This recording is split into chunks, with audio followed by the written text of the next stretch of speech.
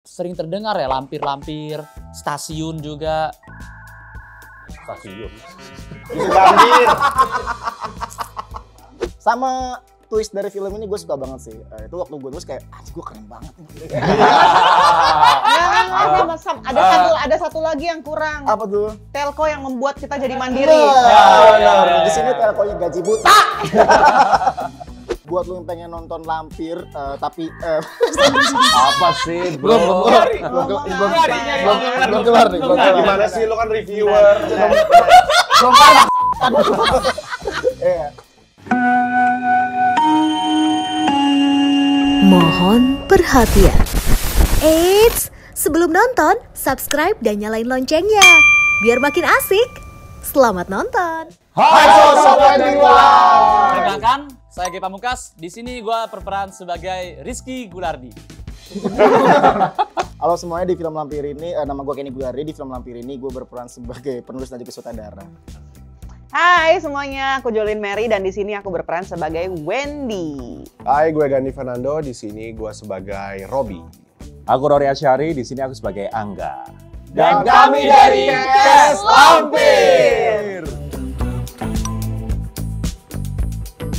Awal bikin cerita ini tuh pertama dari Gandhi yang punya ide mengangkat kisahnya Malampir. Cuman ketika dapat sinopsisnya aku mulai modifikasi dan mulai perbarui dari referensi Lampir yang lama, kita modifikasi sehingga disesuaikan dengan zaman sekarang sehingga terasa lebih baru dengan referensi ketimuran juga ada budaya barat sih kayak gitu. Soalnya kita nggak mau kayak remake, kita maunya tuh kayak meregenerasinya untuk kalangan Gen Z. Lampir versi kita lah. Iya. Jadi kalau misalkan gue tuh tahu Mak Lampir itu dari ini sinetron Naga, ada yang tahu nggak sih? Iya, tahu. Itu yang Siap. lawannya Sembara punya cambuk emas. Nah itu, taunya tuh dari situ dulu tuh Mak Lampir. Tapi lama kelamaan tuh kok jadi sering terdengar ya lampir-lampir, stasiun juga. Stasiun. Boleh lempar popcorn nggak? Oke. Yang itu yang ketan isi ayam. Apa tuh? Oh, Lemper itu. Tapi Binatang yang ada di Aceh itu. Udah nggak sih? Udah. Panjang ya. bentar, apa dulu? Apa sih tapi kepo juga sih. Enggak, gue. Tapir. Oh, Lampir Solo. Solo. Itu baru mengenal konsep lampir. Tapi awalnya yang gua kira itu adalah nenek-nenek, terus ya gitu nenek-nenek keriput atau apa kayak gitu. Dan ternyata kalau dari cerita-cerita horor itu di Indonesia tuh emang ada versi yang seperti itu, tapi mungkin namanya bukan, ada yang bilang lampir, ada yang bilang Jolin, ada yang bilang lampir, ada yang bilang beda-beda kayak gitu. Nah kalau gue tau dari situ. Kalau gue tahu pemainnya itu Farida Pasha dulu, Mak Lampir ya kan. Gitu kan pokoknya. Terus dia pakai Itu namanya tongkat. Farida Pasha ya? Farida Pasha. Terus dia rambutnya gondrong, rambutnya panjang, perempuan ya namanya juga, perempuan rambutnya panjang ya. Taunya kayak gitu. Itu tahun 90-an dan dulu populer banget di Indonesia kalau nggak salah. Tapi Lampir yang tadi diceritain Kenny sama Gandhi ini ngebawa suasana dan cerita yang berbeda, yang nggak kalah seru, dan ternyata banyak twist-twistnya gitu. Jadi ini such a new breath sih untuk Lampir. Kalau aku sih more or less sama kayak Rory ya, aku taunya yang itu. Tapi waktu itu mungkin karena aku masih kecil, jadi aku nggak tahu pemainnya siapa, namanya siapa gitu. Jadi hanya tahu sosoknya aja. Berarti Rory tua ya? Kita kan nggak tahu. Oh, gue riset berarti gue. Kalau Makanya pas jangan buka itu, umur lo. tiba-tiba dia tahu sendiri namanya Farida Pasha. Kalau gue tuh, aduh masih balita, gue pasti. Kalau gua sih taunya ya dari sinetron sama banyak tuh orang tua sering harus tidur cepet laporan tangkap Mak Lampir. Ini nggak sih tadi gangguin Mak Lampir loh malam-malam gitu. Ada yang pernah denger nggak? Pernah. Menurut gue tidur malam kalau nggak digondol setan. Kalau gue boleh gombel. Sama itu sempat rame di TikTok kan, mulai nongol lagi tuh ketawanya dia tuh diikut-ikutin sama orang-orang gitu. Oke. Sama sih kalau gue juga taunya dari stasiun TV. Tapi waktu itu tuh nggak nontonin banget, cuma ngeliat sekilas-sekilas dong karena masih kecil ya. Yang gue paling ingat adalah mukanya hijau ya. Mukanya hijau, terus ketawanya tuh ikonik banget gitu. Orang tuh mungkin nggak tahu karakternya tapi tahu ketawanya. Praktekin kan? Hah? Praktekin. Ini malu gitu. Tapi Itu dia. tuh. tapi Oke, sebenarnya ide Lampir ini udah ada semenjak 10 tahun lalu pas gue bikin Tuyul. Dulu tuh memang pengen dijadiin satu universe gitu. Gitu, cuman memang kan duit gue nggak sebanyak PH lain ya. Jadi mohon bersabar. Kalau gue akan mengambil jawaban yang mungkin teman-teman di sini bakal ngejawab, tapi karena gue udah ambil duluan. Setnya gila sih. Maksudnya ini adalah kedua kalinya gue bermain film dimana pas gue masuk terus gue langsung wow, tepuk tangan dan hats off kepada orang lokasi, hats off kepada orang art. Karena emang apa ya gue enak banget di situ ketika lo percaya bahwa rumah itu adalah rumah angker atau rumah yang lu gak nyaman. Ya sisanya sih bakal gampang banget. Yang pertama apa ya filmnya? Kasino yang ada di Casino Casino Kings, oh ya. Ya kan? Kan ada lu juga kan? Iya. Kita nggak memungkiri itu. Dan itu budgetnya gede Iya. banget kan, makanya kayak wow banget gitu. Dan lampir nggak ada setengah-setengahnya. Lampir itu semua dari tabungannya Mas Kenny. Wah, banyak kali. Tabungan nikahnya Mas Kenny dipakai tuh buat lampir. Perpaduan antara horor sama action. Kalau kita lihat film horor di Indonesia, kayaknya nggak banyak yang memadukan antara horor, action, dan koreo yang cukup complicated. Dan bahkan ada satu scene di mana pengambilannya itu panjang banget, dan ini satu full scene tanpa putus, dan itu butuh latihan, butuh koreo. Dan ini menurutku ya semoga memberi kayak warna baru buat film horor di Indonesia, bahwa film horor udah naik kelas, tapi di Lampir ini kita bikin sesuatu yang lebih lagi. Semoga kayak gitu. Tadi sudah di-touch sedikit sama Rory mengenai masalah koreografi ya. Nah, koreografi itu bagian dari konsep yang memang dipikirkan oleh dua orang di sebelah sini, ya kan? I really like the concept, dan sinematografinya sih menurut aku itu sangat-sangat luar biasa. So, congrats! Kalau gue suka banyak banget. Kenapa gue sebegitu kayak promonya tuh gencar banget, karena ini salah satu mungkin bisa dibilang film terbaik yang keluar dari lobang pori-porinya Gandhi kali. Kenapa kalau Komedo yang lain gitu? Ini salah satu Pori-pori lagi anak gue yang sangat gue banggakan dari segi kualitasnya. Terus juga gue suka banget sama one take only yang panjang banget itu, yang kita sampai stress out banget, dan itu jarang ada di horor-horor Indonesia. Kebanyakan cuma masak close-up gitu. Kita memang bener-bener seniat itu gitu. Terus juga gue paling suka dari seluruh film, sinetron, FTV, project-project yang gue pernah acting dan terlibat, ini pemainnya yang paling klop dari semuanya. Yes. Kayak nyatu banget gitu, kayak kita nunggu berjam-jamnya itu rela gitu loh untuk kayak udah di sini aja lah ngobrol-ngobrol gitu. Kayaknya lokasinya tuh nyaman banget gitu, nggak pengen cepet-cepet pulang. Gitu Karena sih. kita semua 11 huruf ya, Apa tuh? kebersamaan. Aigo. Sama makeup mak lampirnya sih, yang tidak di-reveal sama sekali di trailer apapun di poster. Itu. Jadi memang itu akan surprise banget di filmnya, di twistnya. Kita mereveal sosok yang berbeda dibandingkan lampirnya. Jadi itu yang mungkin teman-teman kayak, kok lampirnya gini, yakin itu lampirnya. Tonton aja filmnya.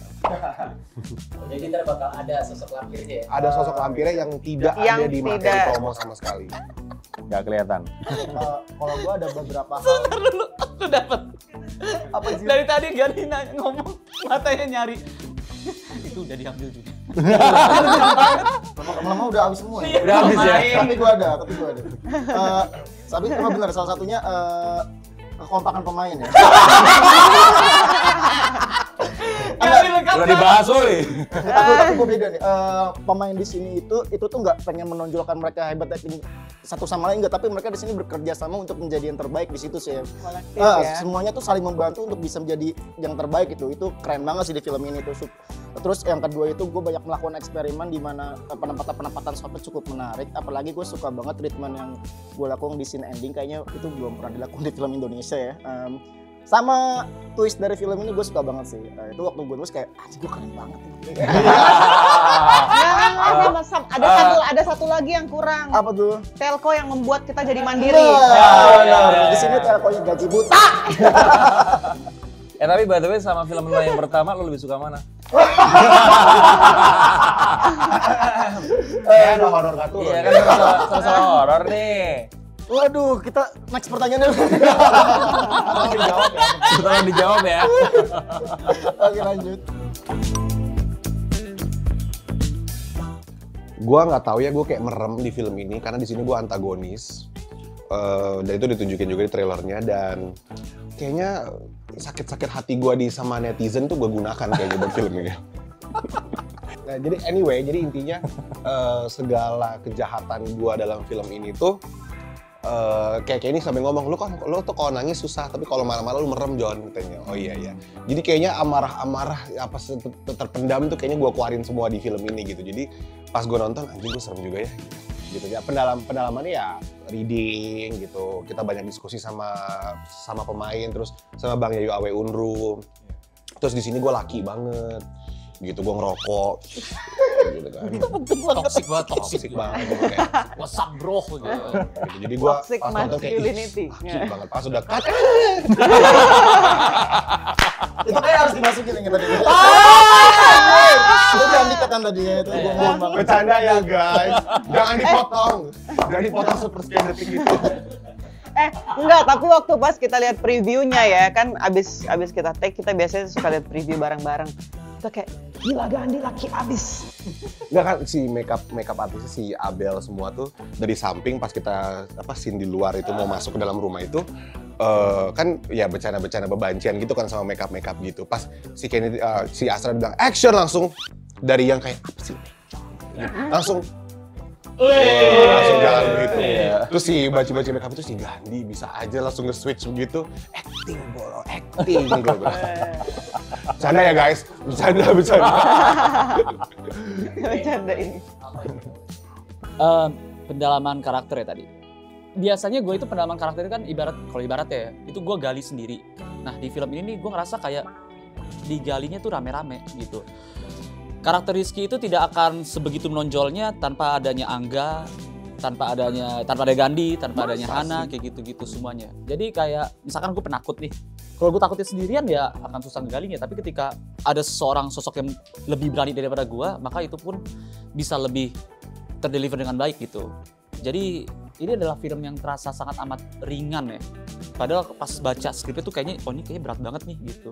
Tapi ternyata pas proses berjalannya itu kayak ngerasa nggak takut di sini. Gue ngerasa beban berat apapun pasti nggak takut karena yang ngebantu nih kanan kiri gue nih, bisa gue percaya. Iya, gue mau nambahin sedikit. Karena pemainnya saking klopnya, jadi saat acting itu kita benar-benar aksi reaksinya itu menggunakan energi yang mereka berikan. Seringkali tuh ada beberapa film gue tuh yang udah main sendiri-sendiri. Gue akan begini, gue akan membuat karakter seperti ini, gue seperti ini. Nah kalau ini nggak, setiap take tuh bisa beda sebenarnya. Karena tergantung bagaimana si lawan main kita memainkannya, dan kita memberikannya tuh pasti cukup berbeda juga. Karena ya aksi reaksi ya gitu. Itu sih kalau dalam acting mungkin Meisner teknik ya gitu. Jadi bener kata G, karena semuanya klop jadinya ya udah bermainnya itu working off of each other kalau dalam bahasa Inggrisnya. Ya. Menambahkan juga sedikit ya.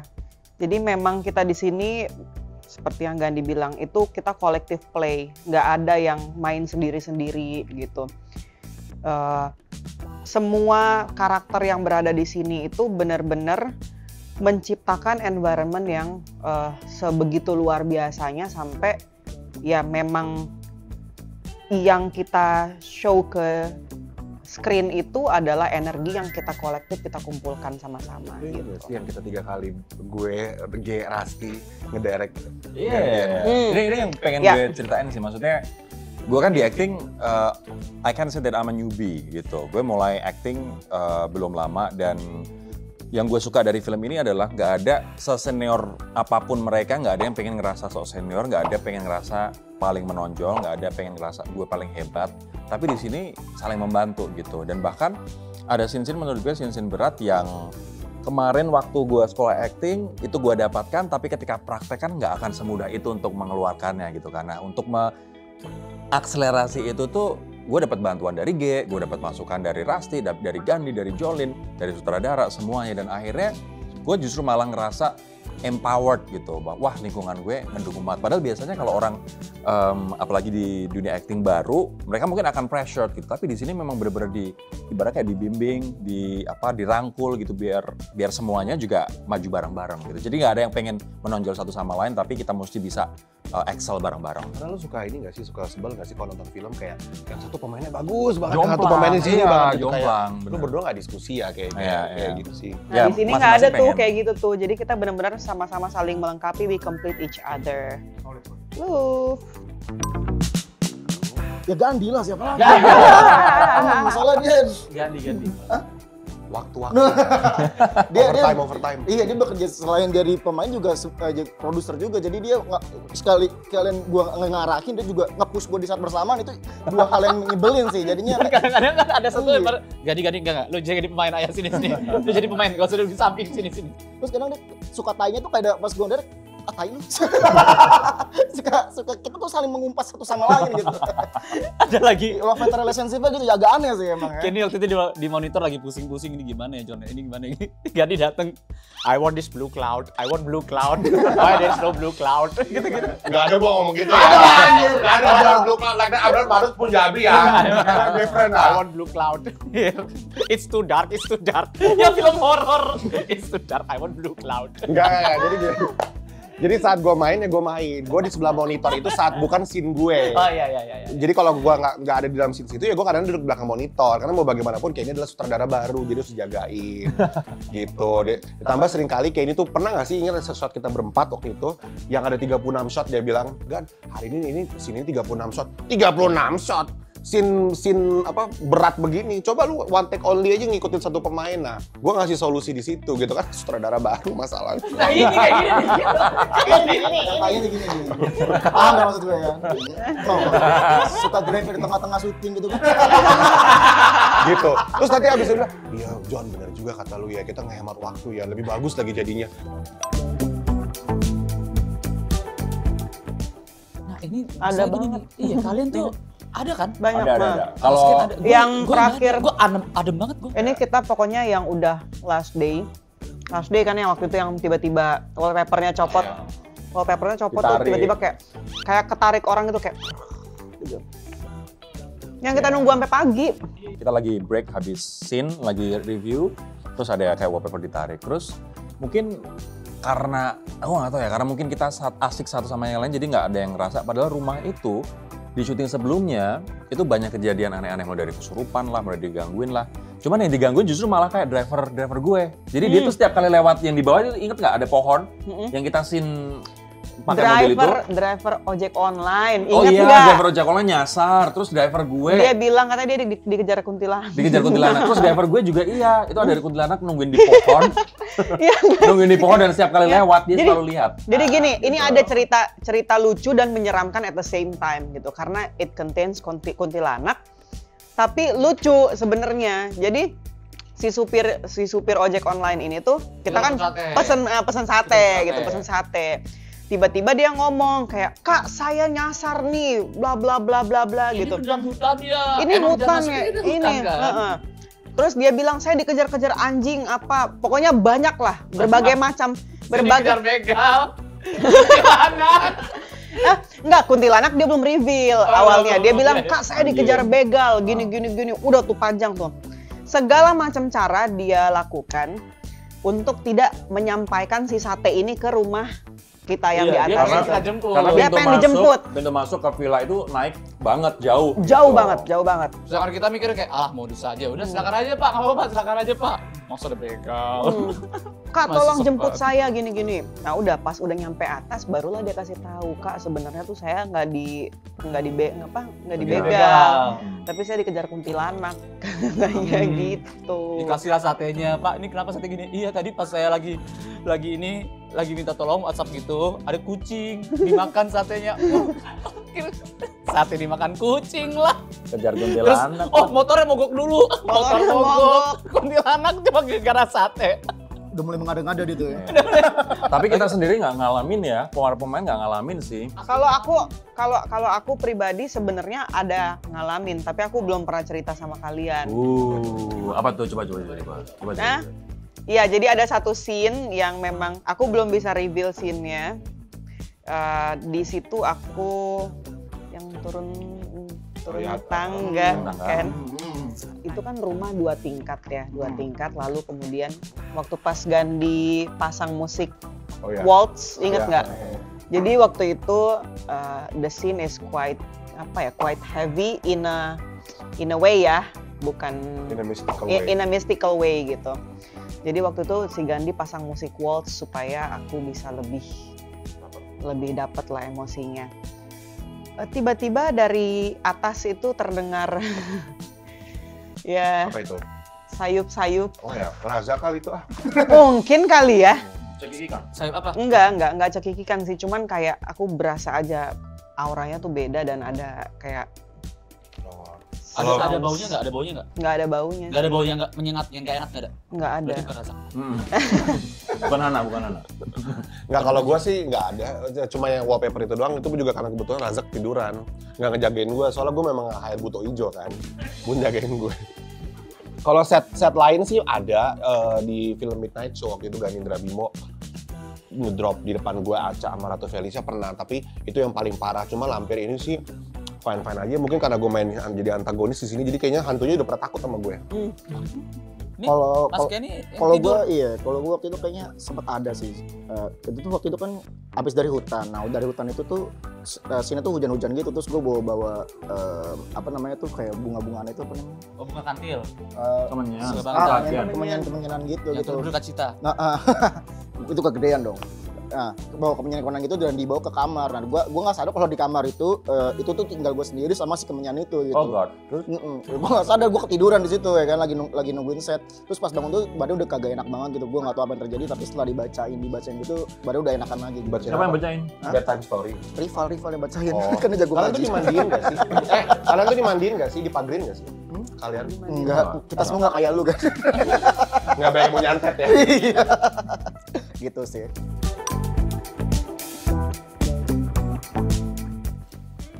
Ketawanya. Ketawa. Coba dong. Gue ketawanya. Coba ketawa. Ya kayak gitulah. Aku kayak bebek kejepit deh kayaknya. Wah, agak. Somber lah ya. Nggak bisa. Coba Jolin gimana yang ketawa? Itu khas Farida Aduh, lagi Pacara. agak ini lagi. Coba. Ya, kalau gue di skip aja kan gue ngarahin doang. Iya. Gitu udah. Kalau tapi katanya Mas Kenny malah mikir bukan ketawanya yang diingat dari Nak Lampir tuh Apa dong? pantunnya katanya. Mas. Coba. Buah duku, buah kedondong. Canda juang. Nggak ada sih, paling itu aja sih ketawanya paling. Oh, sama rambutnya kayaknya. Coba rambutnya, coba dong. Bisa dong rambutnya. Nggak ada. Oke, nggak bisa gitu. Sibakan. Aduh.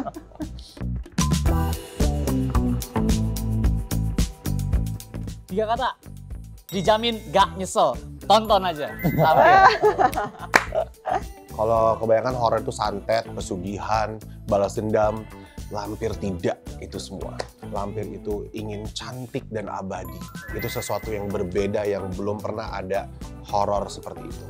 It's all about endless beauty. And she will kill for beauty. Gak ada yang bisik. Diambil lagi. Kalian tuh satu otak ya. Apa kita kawin aja ya? Oke, kalau menurut gue ini film horor Indonesia yang beda banget, belum pernah ada sebelumnya dan nggak cuma standar untuk kita nonton nanti di 21, XX1, tapi di OTT untuk ditayangin di luar negeri pun menurut gue ngejual banget karena ceritanya unik dan beda. Jadi wajib banget nonton. Dan film horor Indonesia di sini dibuktiin nggak cuma tadi Gani bilang soal santet, soal ilmu hitam, soal pesugihan, soal simpenan, tapi ini benar-benar yang another class gitu. Jadi wajib banget nonton. Ya sama ya, gue kayak yang lain.